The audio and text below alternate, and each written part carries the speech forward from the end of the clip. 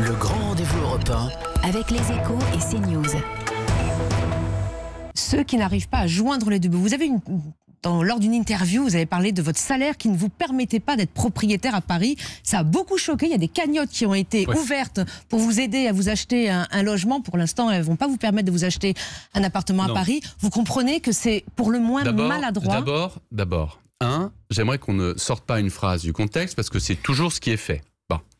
Qu'est-ce que j'ai dit? J'ai dit que c'était un choix personnel de ne pas être propriétaire. J'ai eu l'occasion de le dire au micro de France Bleu vendredi matin.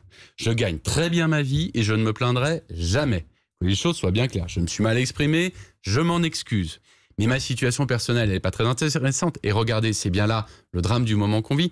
Qu'est-ce que j'évoquais ce jour-là? Le fait que Paris a perdu 60 000 habitants en 5 ans. On a perdu le 5e arrondissement. Pourquoi? Parce que les gens n'ont plus les moyens de payer un loyer à Paris ou de devenir propriétaire. Moi, je suis arrivé il y a 25 ans dans la capitale. Les prix de l'immobilier ont été multipliés par 4 ou 5 selon les quartiers. Les salaires, ils n'ont pas fait x4 ou x5. C'est ça que je dis. Et je le dis également...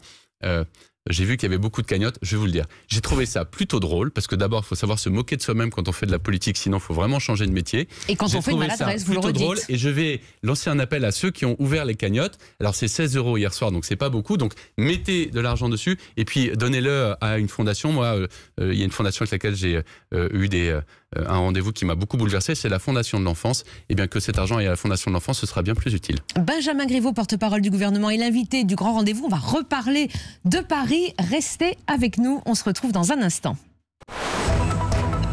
Le grand rendez-vous européen avec les Échos et CNews.